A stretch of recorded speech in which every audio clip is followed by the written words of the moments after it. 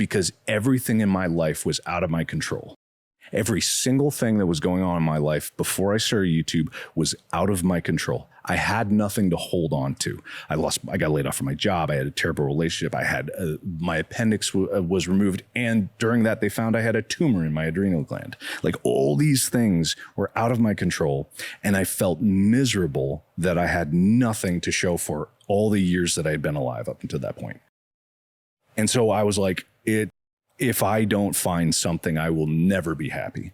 And that's why I started YouTube. And it took me, even after I hit my goal on YouTube, and I had kind of thought about it, this is still like 3 years. I'm condensing a lot into a very long period of time.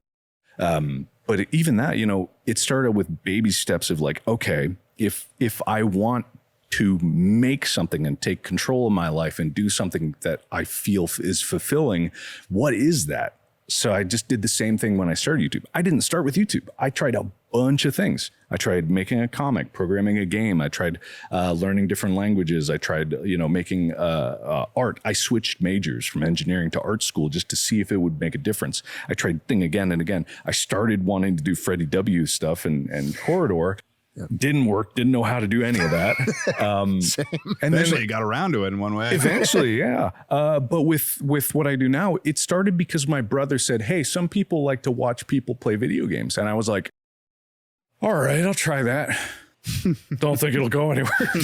You know, and that's all it was. So it wasn't that I had like this burning passion for, you know, reacting and playing games. I love playing games and I like doing that stuff. But it was about, hey, this is something that I can do. And at that point, I could do nothing.